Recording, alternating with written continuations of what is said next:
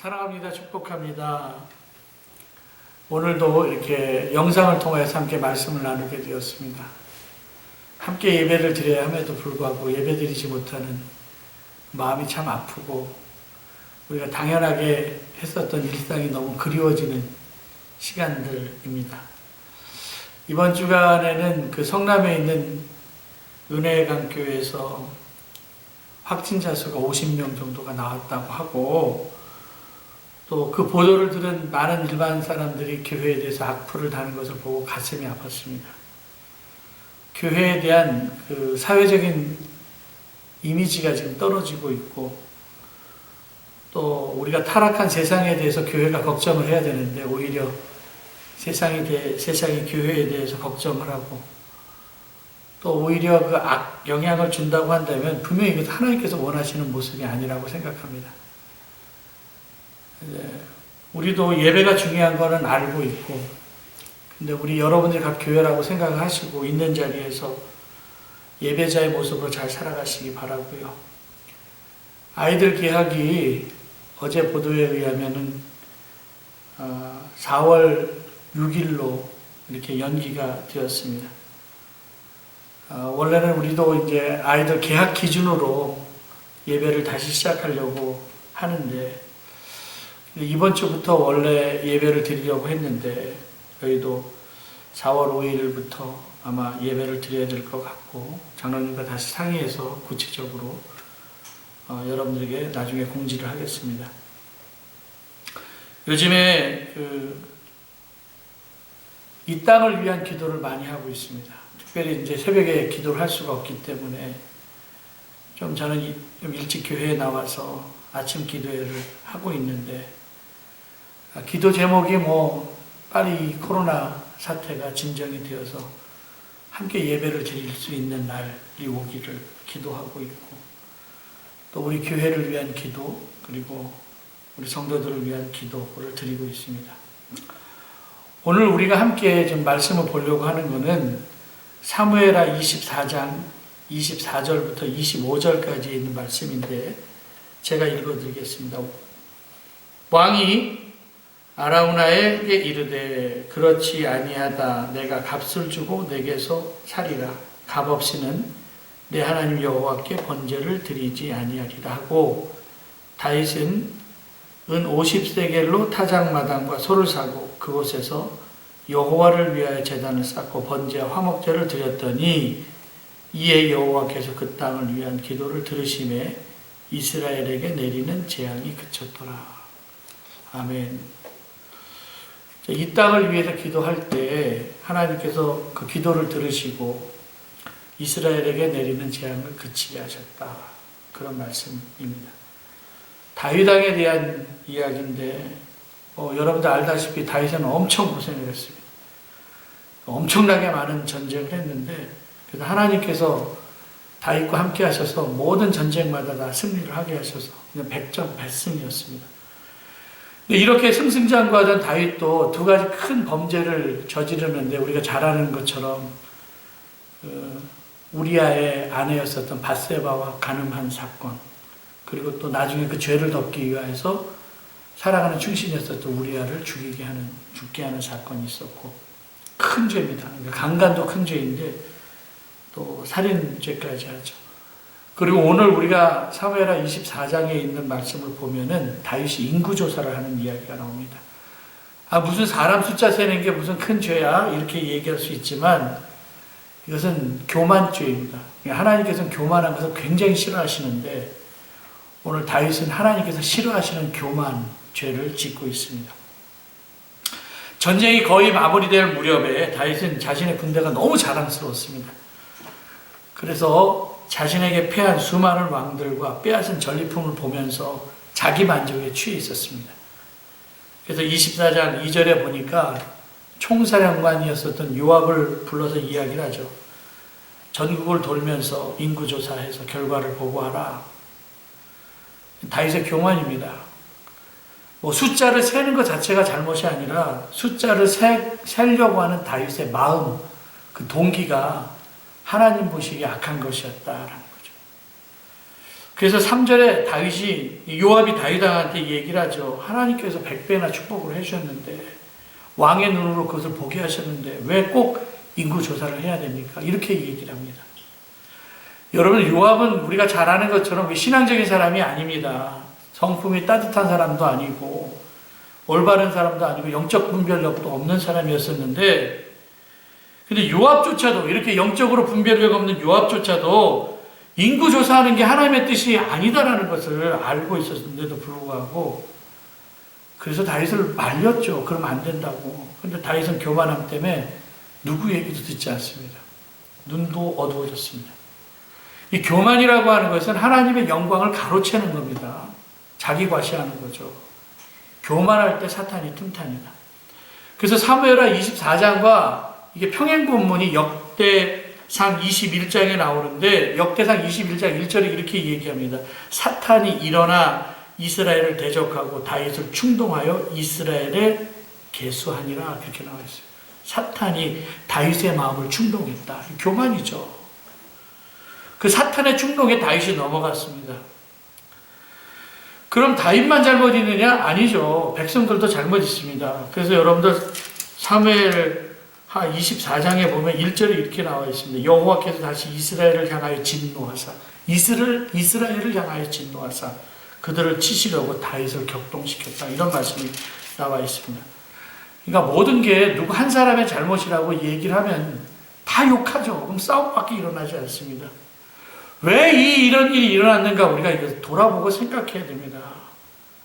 분명히 다윗도 잘못이 있었지만 이스라엘 백성도 심판받을 만한 일들이 아마 있었을 겁니다.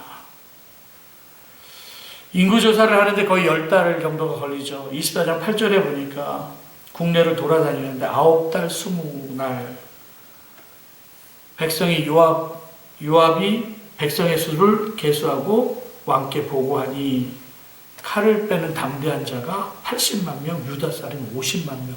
어마어마한 숫자입니다. 근데 다윗이 그 보고를 듣자마자 10절에 마음에 자책하고 하나님께 얘기를 하죠. 하나님, 내가 이 일로 인하여 큰 죄를 범했습니다. 간구하오니 하나님 종의 죄를 사하여 주시옵소서. 내가 심히 미련하게 행하였습니다.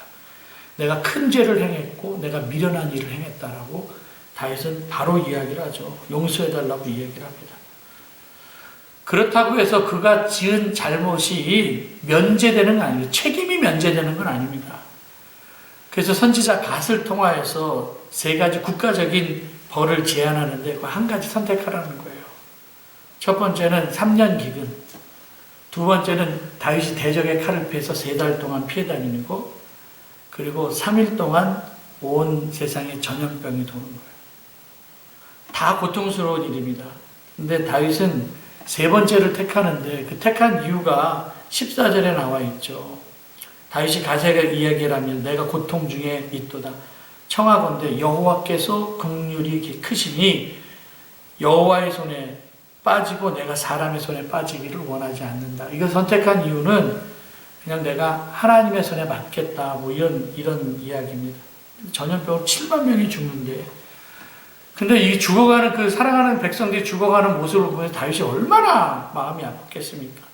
그래서 17절에 기도하죠. 다윗이 백성을 치는 천사를 보고 하나님께 말하기를 나는 범죄했고 악을 행하였거니와 이 악의 무리는 무엇을 행하였나이까? 청하건대 주의 소리로 나와 내 아버지의 집을 치소서. 백성의 고통당으로 도저히 볼 수가 없다. 저도 문득 이렇게 샤워를 할 때 비누를 쓰는데 비누를 쓸 때 이렇게 생각합니다. 하나님, 나도 비누처럼 살고 싶습니다. 비누가 막 깎이잖아요. 자기가 깎여서 남의 몸을 깨끗하게 하잖아요. 비누가 희생해서 몸이 깨끗해지는 것처럼 다윗의 그래도 교만이 있어도 다윗의 작은 믿음을 볼 수가 있습니다. 하나님, 나와 내 집안을 치소서. 그 순간 하나님께서 심판의 칼을 든 천사들을 중단시킵니다. 통곡하는 그 모습을 보면서 하나님께서 천사에게 이제 그만됐다. 멈추라. 그래서 하나님의 재앙이 멈춰지는 순간에 하나님께서는 갓을 통하여서 한 장소를 지정해 주시죠. 그곳에 가서 제단을 쌓으라. 그렇게 말씀하고 있어요. 그것이 바로 우리가 잘 아는 아라우나의 타작마당. 그러니까 아라우나는 다윗이 자기에게 오는 것을 보고 깜짝 놀라면서 다윗한테 얘기를 하죠. 왕이시여 어떻게 여기까지 왔습니까? 그러자 21절에 얘기를 합니다. 내게서 타작마당 사서 내가 하나님께 제단을 쌓고 백성에게 내리는 재앙을 그치게 하려 한다. 그 이야기를 들은 아라우나가 얘기를 하죠. 이 땅도 드리고 그리고 재물도 그 다음에 뗄 나무도 있으니까 마음대로 사용하라고 얘기를 합니다. 그랬더니 오늘 24절 결론입니다. 내가 값을 주고 내게서 살리라. 값없이는 내 하나님 여호와께 번제를 드리지 아니하리라. 그렇게 얘기해요. 그래서 다윗이 은 50세겔을 사서 거기에서 제단을 쌓고 번제와 화목제를 드리고 그리고 여호와께 그 땅을 위해서 기도하시자 하나님께서 그 기도를 들으시고 이스라엘에게 내리는 재앙이 그쳤더라. 그런 말씀이 나와 있습니다. 물론 이제 역대기의 기록에 의하면 은 50이 아니라 금 600세겔로 나와 있는데 가격의 문제가 아니라 은 50세겔이건 금 600세겔이건 이 엄청난 국가적인 재난 앞에서 이 다윗은 자기 것을 다 내려놓죠. 내가 공짜로 예배드리지 않겠다라는 거예요. 그래서 번제단을 쌓는데 이 번제단이 우리가 잘 아는 것처럼 솔로몬이 성전을 쌓은 곳이고 그리고 아브라함이 이삭을 바친 곳이고 그리고 다윗이 예배를 드린 곳이고 제단을 쌓은 곳이고 여기가 예수님께서 십자가에 못 박혀 돌아가신 그곳입니다. 원래 여부스 사람들이 살고 있었던 게 예루살렘 지역에 여부스 사람이 살고 있었기 때문에 바로 그것이 그냥 이삭이 번제로 드려졌던 것, 솔로몬이 성전을 쌓았던 것, 다윗이 번제단을 쌓았던 것, 예수님께서 십자가에 못 박히신 곳, 그것이 다 예배의 자리가 되었다는 거예요.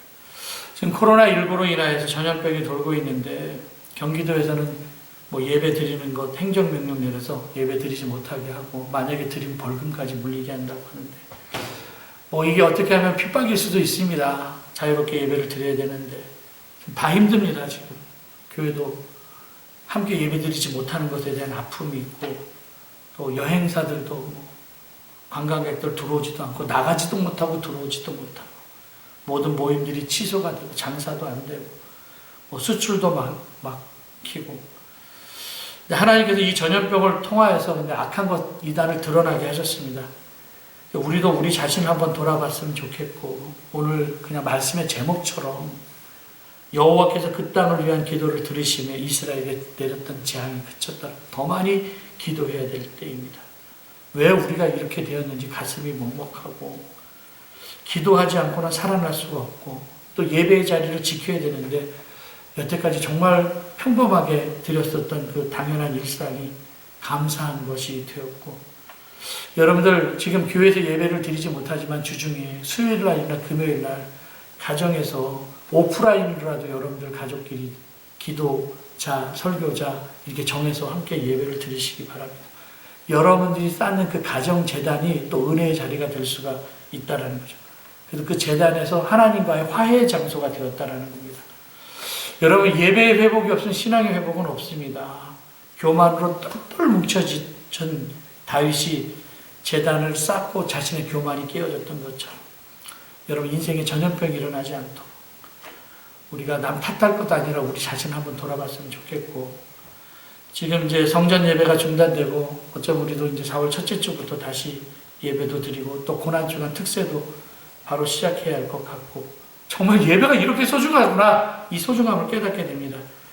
여러분 예배가 회복되고 그 다음에 그 예배를 통하여서 여러분들 하나님께 늘 감사하며 살기를 바라고요. 이 땅을 위한 꼭 기도가 있어서 이 땅을 위한 기도가 일어나서 각 지역이 다 회복되기를 주님의 이름으로 간절히 기도드립니다. 기도하겠습니다. 사랑과 은혜가 많으신 아버지 하나님 감사합니다. 이 땅을 위해 기도합니다. 회복시켜 주시옵시고 이 땅을 고쳐 주시옵소서. 예배가 회복되게 하여 주시옵시고 우리의 심령의 부흥이 일어나게 하여 주시옵소서. 예수님의 이름으로 기도드렸사옵나이다. 아멘.